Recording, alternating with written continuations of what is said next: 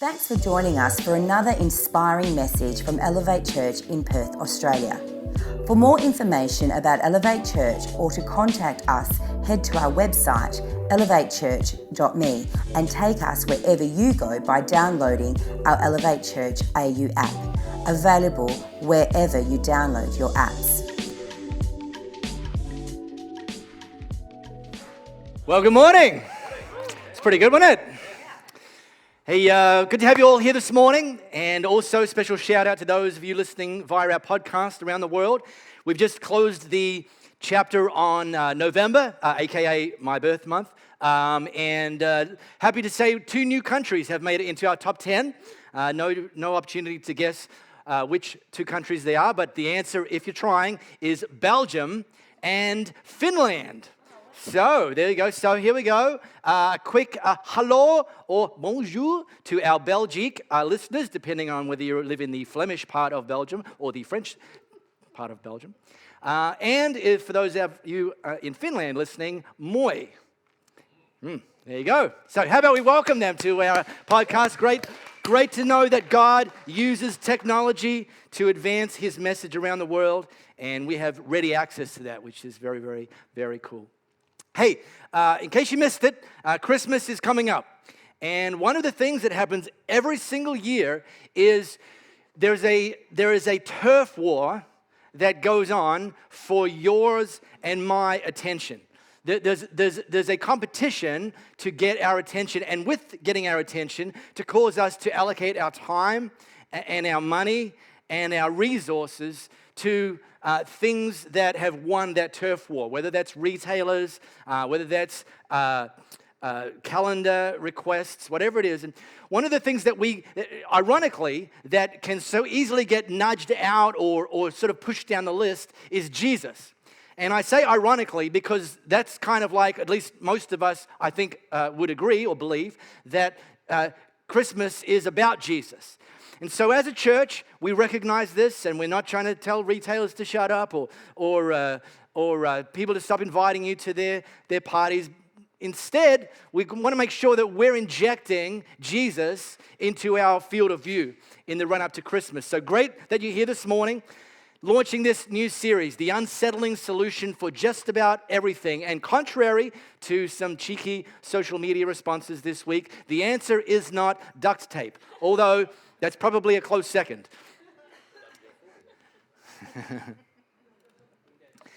I had lunch with one of my buddies who leads a church in Perth. I had lunch with him this week, and when I chat with church leaders, other church leaders, we're sharing ideas on how we can achieve our mission better, best practices, and in our case, how we can reach more people, build more people. And I asked this question just in the lunch. I said to him, "Do you ever wonder why some people wouldn't want Christianity to be true?" And his head just literally popped off his shoulders in that moment. Because it's not a question that he'd asked before. And it doesn't make me a genius, but here's the question. So before your head pops off your shoulders, have you ever wondered why some of the people you know wouldn't want Christianity to be true? Because there's a difference between some of your friends telling you, "I don't believe Christianity is true," than saying, "I don't want Christianity to be true." Because here's the big idea of Christianity, and the original idea, not the idea that we've probably distorted over 2,000 years, and different churches carry different brands and different emphases, and none of us are doing it the way Jesus did it. But the way Jesus did it was pretty attractive. He was pretty popular. And in fact, the early church was also quite popular, to the point where it became the leading worldview of the Roman Empire in its day. And the big idea is that God sent His Son Jesus. Now, I get it. Right at that moment, you're like, "I can't believe that's true." I get it. But why wouldn't you want that to be true? That God, instead of being distant and aloof and up there and sort of not caring, or if he did care, it's only so he can whack us with a big stick when we do something wrong, that actually he intervened, and he intervened by sending the only thing that he only had one of, and that was his son. And the reason he sent his son in human form to this earth was because God knew that you and I were doing things and carrying around things that were actually kind of getting in the way of having an unfettered, unfiltered relationship with God. So he sent his only son, and his son taught, and people loved his teaching, and he produced miracles, and people loved the miracles. I mean, why wouldn't you want that to be true? Why wouldn't you want it to be true that someone says, treat other people as you'd want to be treated? Why wouldn't you want, if you've got someone, or maybe it's you, that can't walk or can't see or can't hear, that God actually sent someone with the power to actually heal that, to fix that? Well, we read those stories, and those stories are written by eyewitnesses, not just by, fiction writers.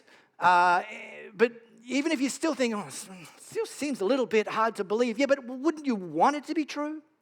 And then this guy, Jesus, who claimed, and other people claimed on his behalf as well, died on a cross. And said that in that moment, in that shedding of his blood on the cross, that he actually took yours and my sin on him, which is like, how does that work? And I haven't got time to go into that, but that's the great exchange that happened in that moment. And that you and I, if we chose to put our faith in him, could be free of the weight of guilt and sin and shame. Again, whether you believe it, that it's true, I get it. That's a bit of a stumbling block. It's a bit far-fetched for some people. But wouldn't you want it to be true? That in life, that there's an actual gift of freedom from guilt and shame. And then this guy, Jesus, okay, up to that point, everything's just kind of like, okay, sure. There's a guy, and he got crucified, and between birth and death, he did some teaching and miracles, and we get that, and we love that. But now some people are claiming that the guy actually rose from the dead. I mean, come on now. I mean, I can't believe that's true. But here's the thing. He says when he rose from the grave, he came back to life, that he conquered death, and that if you put your faith in him, you too could have an eternal relationship with God, that death is not in your future. Again, whether you believe that's true, I get it. It's a hard bridge for some people to cross. But wouldn't you want it to be true? So I asked that question, why wouldn't you want Christianity to be true? Now, here's the thing. You would expect that I, leading a church, believe it's true. I mean, you'd hope that I, leading a church, believe that Christianity is true. I do, okay? If you didn't know that before, it's now on record on the podcast. Mark Pomeroy, leading a Christian church, believes Christianity is true. All right. But if I didn't, there's one word that would make me want to believe it's true. And the word is grace. Now, grace is a churchy word. When's the last time you used that in a conversation with someone who's not a church person? Probably never. So I won't give you the church version. There's a pretty impressive church version. Okay, you're smart, you would have get it, but I'll spare you that one. Let me give you the not churchy definition of grace. And it's simply this. What you crave when you get caught.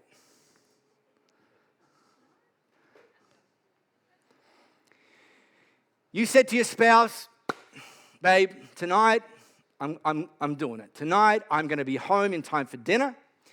When dinner's finished, I will clear the table, then I will get the kids ready for bed, and I will tuck them into bed, and I'll read the story, and you can have a pretty cruisy night off. But, you get about 5 p.m. at work, you open the cover letter of the new project, and it starts to kind of get your motor running, and so you kind of start digging into that project, and before you realize, time's run away from you, and you pull in the driveway, you walk in the front door, and dinner's been over for a couple of hours now, and the kids are long in bed, and in that moment, what you're craving from your spouse is grace.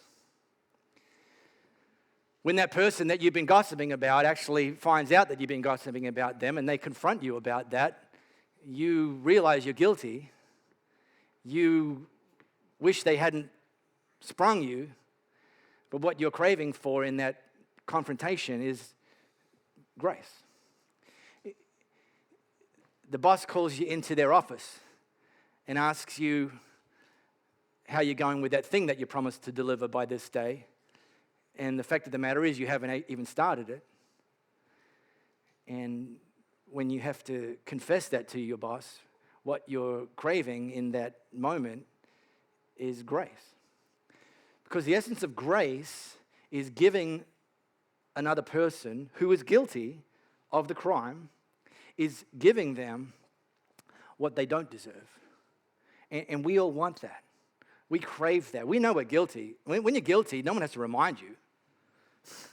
But wow, if when I'm guilty, the person across the table from me gives me what I don't deserve.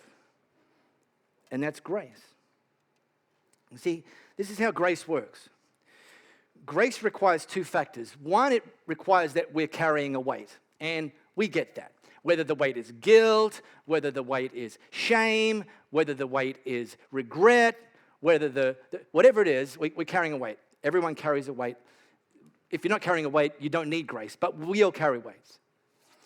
And then it requires somebody with the ability to lift that weight off our shoulders, because the thing about those weights is we can't lift them off ourselves. If we could, we would have done it already.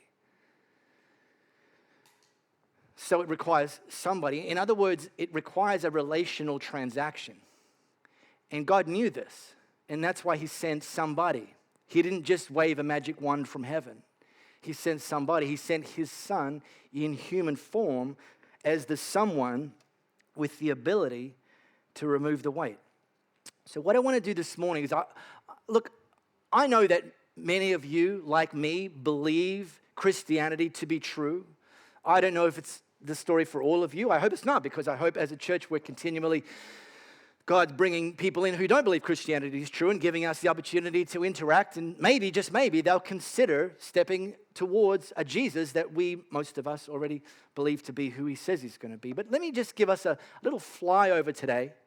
Whether you believe Christianity to be true or not, a flyover of why you would, at the very least, I hope, maybe, want Christianity to be true. So if you've got our Elevate Church AU app, you can tap on the Bible tile, and it's going to take you to a letter.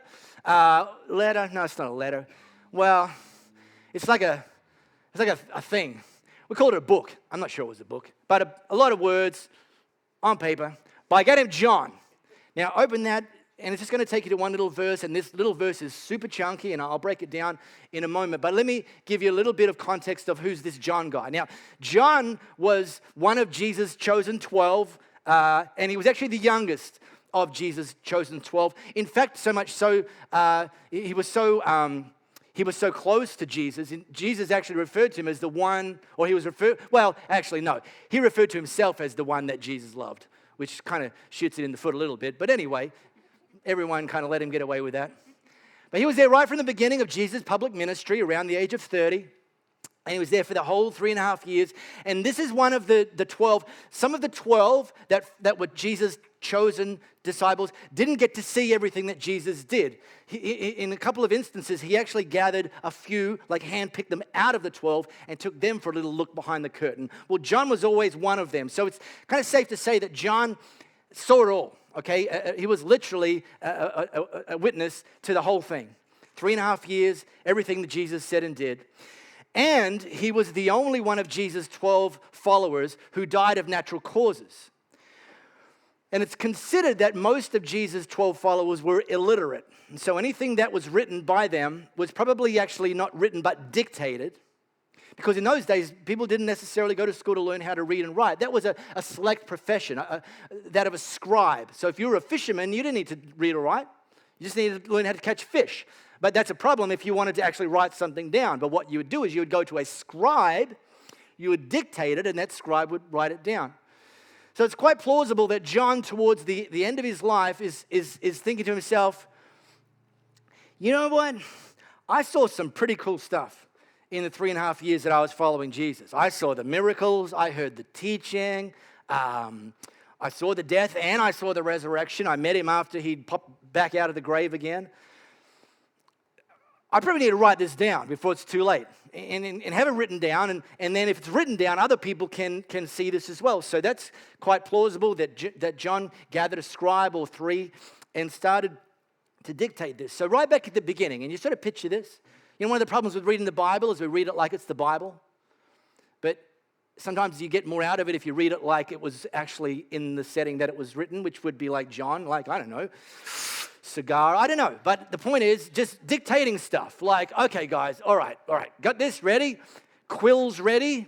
Papyrus ready? Okay, let me start with this. All right, yeah, this is how I'm going to say it. The Word became flesh and made his dwelling among us. Right? Got that? Write that down. Good. The Word became flesh and made his dwelling. He's talking about God, the Word, the one who spoke creation into existence by his words. That's a good way to describe it, the Word, because John's got like a bit of a poetic thing going on there. He's like, you know, wearing purple overalls and smoking CBD oil. The Word, yes. And look, I don't even think I need to explain it more than that. I'm just going to say, became flesh and made his dwelling among us. Everyone got that? Got that? Okay, cool. Right, ready? Now, this is John. When he's talking about we, he's not talking about us.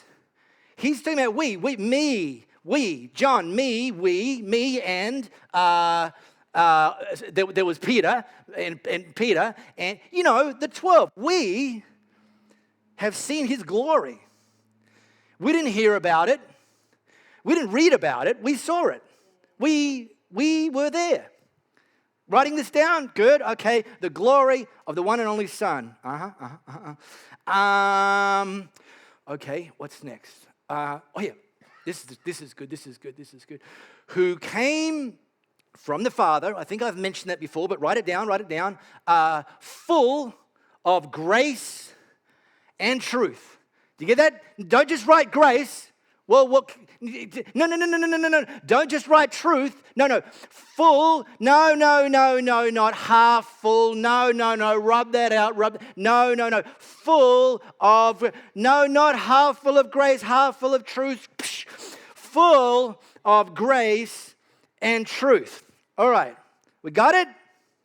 Because John's trying to get across through the scribes to anyone and everyone who's going to read this into the future, which today includes you and me. He's trying to get to us that one of the things that Jesus came to do was to reveal what God is really like. Because up to that point, no one had seen him. No one had met him. They'd read about him. They'd heard him speak through prophets. But in terms of actually meeting God in the flesh, face to face, that's one of the reasons, and John said, that's one of the reasons God sent him, so that you and I could understand what God's really like. And you know, one of the things he's really like is that he's full of grace and truth. Now, I could do a quick survey. I'm not going to do it. I did it with our team members. It was a fail, so, you know, they were the crash test dummies and most people got hurt, so I won't do it here. But let me just suppose for a minute. Some of you that grew up in churches, I suppose that some of you maybe grew up in a church that was a bit more on the grace end of the spectrum. Meaning, you know, we love everyone and we forgive everyone and oh, it's okay. And some of you maybe grew up in a truth church where you're shoving the Bible down everyone's throat and you can't sin because you're a pathetic loser. Some of you maybe grew up in grace families, whether you're even Christian or not. Just grew up in grace families that were very inclusive and very welcoming, and you always had people at the dinner table that you hadn't even met before because mum had dragged some stray home from the shopping center. You're a Grace family. So others, you're a Truth family. Don't dare tell Dad what you did today when your teacher said that to you. No, because you know what he's. Some of you are a Grace person and you married a Truth person. And you've been wondering since you said your wedding vows why it's so incredibly difficult in your relationship. Because you're seeing things from the other side of the same coin. And yet Jesus was none of those things. He was all of that. He was full of grace and truth. And this would have been unsettling to the people reading this. Because up to that point, God was known for the truth. Up to that point, God was known up to that point that if you did something wrong, you will get what you deserve. If you did something bad, you will get what you deserve. If you did something evil, he would punish you and you would get that. You'd be like, yeah, all right, fair enough. I guess I deserve that. Everyone's looking at you going, yep, fair enough. I guess they deserve that. Nobody had a problem with it. But all of a sudden, John is introducing and reminding people that Jesus came to show everyone what God was like and that God was full of grace and truth. And this would have been incredibly unsettling. Because all of a sudden, you add grace into the mix and Jesus starts to tell some people that you won't get what you deserve because of grace. And that would have been incredibly unsettling. But Jesus never watered down the truth. So like all the truth people are like, yeah, preach it, Mark. Sick 'em.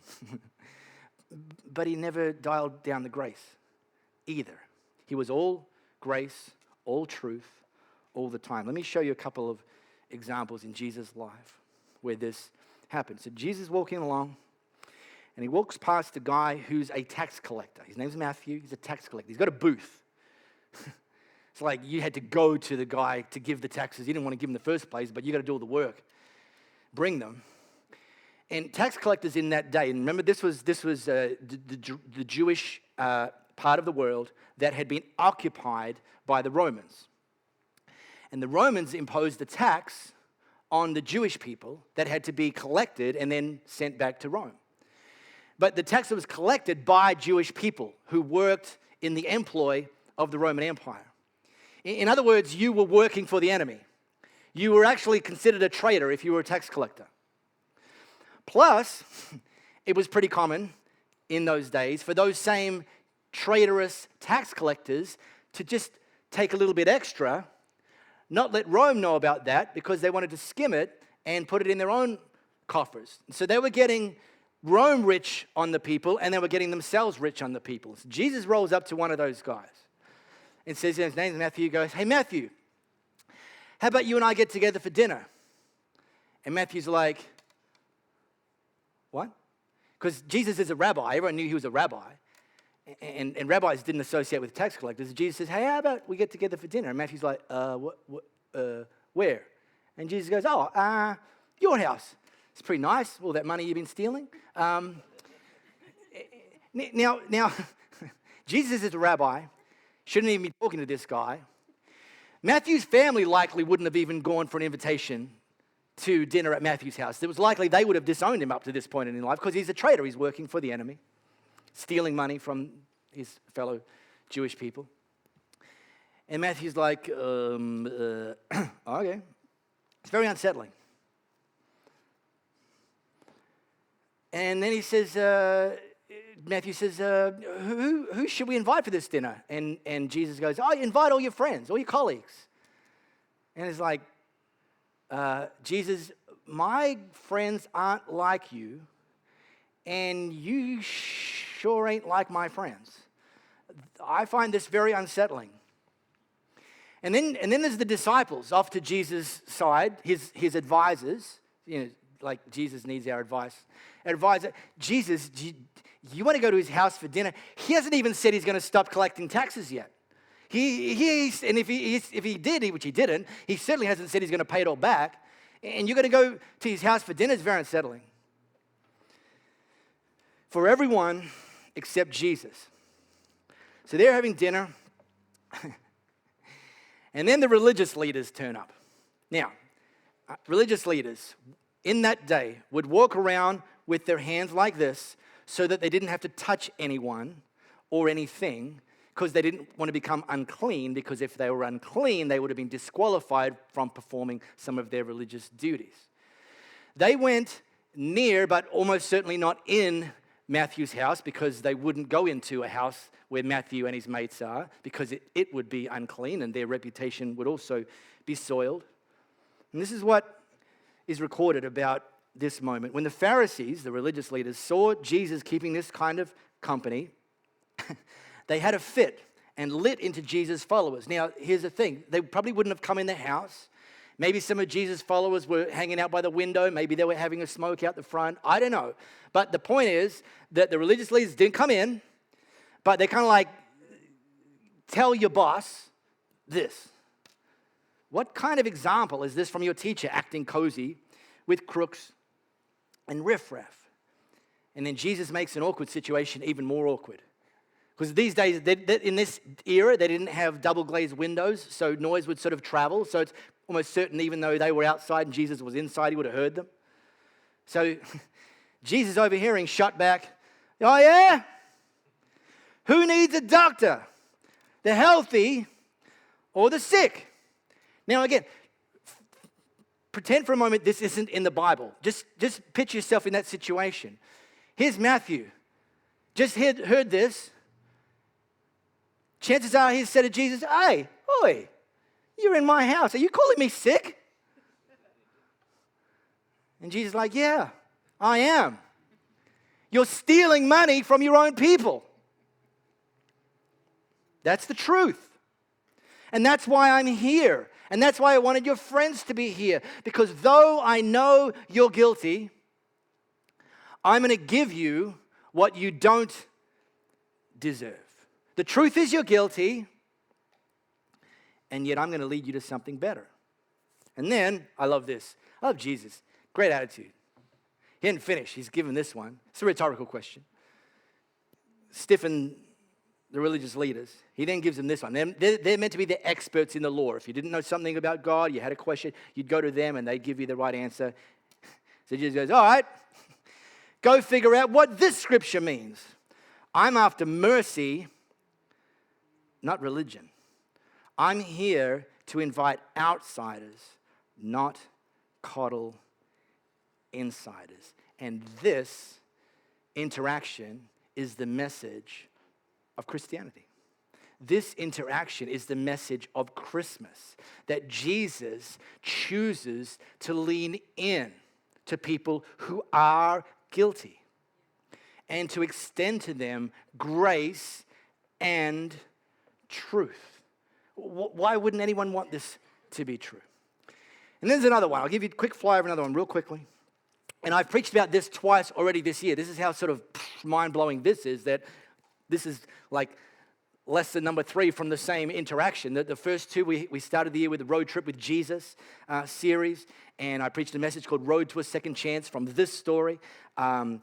We had a series called Things Jesus Never Said, and I preached a message called Go Do Whatever Makes You Happy. You can get back into that and kind of help you understand this more fully. But this is John again. John's like, oh, yeah.